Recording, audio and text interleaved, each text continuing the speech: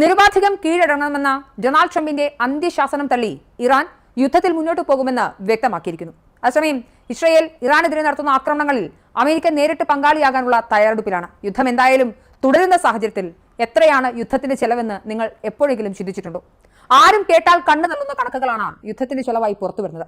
ഇറാനെതിരായ പ്രവർത്തനങ്ങൾക്കായി ഇസ്രായേൽ നിലവിൽ പ്രതിദിനം $725 മില്യൺ ചെലവഴിക്കുന്നത് എന്നാണ് മുൻ ഇസ്രായേലി പ്രതിരോധ മന്ത്രാലയ സാമ്പത്തിക ഉപദേഷ്ടാവ് റീം അമിനാച്ചിൽ അറിയിക്കുന്നത്. ജൂൺ 13 ആരംഭിച്ച പ്രതിരോധത്തിൽ പ്രാരംഭ 48 മണിക്കൂറിൽ മാത്രം $1.45 ബില്യൺ ചെലവായതായി റിപ്പോർട്ടുണ്ട്. ആക്രമണ വ്യോമാക്രമണങ്ങൾക്കും അയൺ ഡോം ആരോ മിസൈൽ ഇന്റർസെപ്റ്റുകൾ പോലുള്ള പ്രതിരോധ പ്രവർത്തനങ്ങൾക്കും ഉൾപ്പെടെയുള്ള ചെലവാണിത്. ആരോ ഡേവിഡ് സ്ലിംഗ് പോലെയുള്ള മിസൈൽ പ്രതിരോധ സംവിധാനങ്ങൾക്കുള്ള ചെലവ് ഒരു രാത്രിക്ക് $285 മില്യൺ കണക്കാക്കപ്പെടുന്നു. യുദ്ധവിമാനങ്ങൾ പ്രവർത്തിപ്പിക്കുന്നതിനും സ്മാർട്ട് ആയുധങ്ങൾ വിന്യസിക്കുന്നതിനും പ്രതിദിനം $300 മില്യൺ എന്നിങ്ങനെ പോകുന്നു കണക്കുകൾ. ഈ അസാധാരണമായ ചെലവ് ഏതൊരു രാജ്യത്തിനും താങ്ങാനാവുന്നതിലും അപ്പുറത്താണ്. 2025 ഇസ്രായേലിന്റെ GDP വളർച്ചാ പ്രവചനം ഗവൺമെന്റ് ഇതിനകം തന്നെ 4.3% നിന്നും 3.6% കുറച്ചു. കൂടാതെ ധനക്കമ്മി GDPയുടെ 4.9% എന്ന നിയമപരമായ പരിധിയിലേക്ക് എടുക്കുന്നതായും റിപ്പോർട്ട് വന്നു. സാമൂഹിക അടിസ്ഥാന സൗകര്യങ്ങൾ എന്നിവയ്ക്കുള്ള ബജറ്റ് വിഹിതം, ഗാസ യുദ്ധത്തിന് ശേഷമുള്ള സാമ്പത്തിക നില മെച്ചപ്പെടൽ എന്നിവയ്ക്ക് കാലതാമസം വരുമെന്നാണ് നിലവിൽ മനസ്സിലാവുന്നത്. ഒരു യുദ്ധവും അത്ര നിസ്സാരമല്ല. കോടിക്കണക്കിന് രൂപയാണ് ഇതിന്മേൽ ചെലവാകുന്നത്. ഇറാന്റെ ഇസ്ലാമിക ഭരണകൂടത്തെ അട്ടിമറിക്കുക എന്ന ആശയം വർഷങ്ങളായി ഇസ്രായേൽ വച്ചു പുലർത്തുന്നുണ്ട്.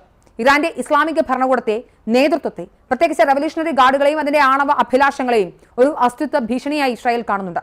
ഭരണകൂട അസ്ഥിരത ഉണ്ടാക്കുക എന്നതാണ് പ്രധാന ലക്ഷ്യമെന്ന് സൂചിപ്പിക്കുന്നതായിരുന്നു ഫോക്സ് ന്യൂസ് അടക്കമുള്ള മാധ്യമങ്ങൾക്ക് ഇസ്രായേൽ പ്രധാനമന്ത്രി ബെഞ്ചമിൻ നെതന്യാഹു നൽകിയ അഭിമുഖത്തിൽ ഇറാനിലെ ജനങ്ങൾക്ക് സ്വാതന്ത്ര്യമാണ് ഇസ്രായേൽ ലക്ഷ്യം വെക്കുന്നതെന്ന വ്യക്തമാക്കലിലൂടെ മനസ്സിലാവുന്നത്. 1979 ഇസ്ലാമിക വിപ്ലവത്തിന് ശേഷം ആയത്തുള്ള ഖൊമേനിയുടെ നേതൃത്വത്തിൽ സ്ഥാപിതമായ ഈ ഭരണ സംവിധാനം മതപരമായ നിയമങ്ങൾ അടിസ്ഥാനമാക്കി രാജ്യത്തെ ഭരിക്കുകയും പൗരന്മാരുടെ വ്യക്തിജീവിതത്തിൽ പോലും ശക്തമായ നിയന്ത്രണങ്ങൾ ഏർപ്പെടുത്തുകയും ചെയ്യുന്നുണ്ട്. ഈ ഭരണം രാജ്യത്തിന്റെ ആഭ്യന്തരവും ബാഹ്യവുമായ കാര്യങ്ങളിൽ വലിയ സ്വാധീനം ചെലുത്തുന്നുണ്ട്. ഖമേനിയുടെ ഇസ്രായേലിനെ കുറിച്ചുള്ള പ്രസ്താവനകൾ വളരെ വ്യക്തവും തീവ്രവുമാണ്. ഖമേനി പല അവസരങ്ങളിലും ഇസ്രായേലിന്റെ നിലനിൽപ്പ് താൽക്കാലികമാണെന്നും അത് ഇല്ലാതെയാക്കുമെന്നും നശിപ്പിക്കപ്പെടുമെന്നും ആവർത്തിച്ച് പറഞ്ഞിട്ടുണ്ട്. ഉദാഹരണത്തിന് 2015 അദ്ദേഹം ഇസ്രായേലിന് 25 വർഷം മാത്രമേ ആയുസുള്ളൂ എന്ന് പ്രസ്താവിച്ചിരുന്നു.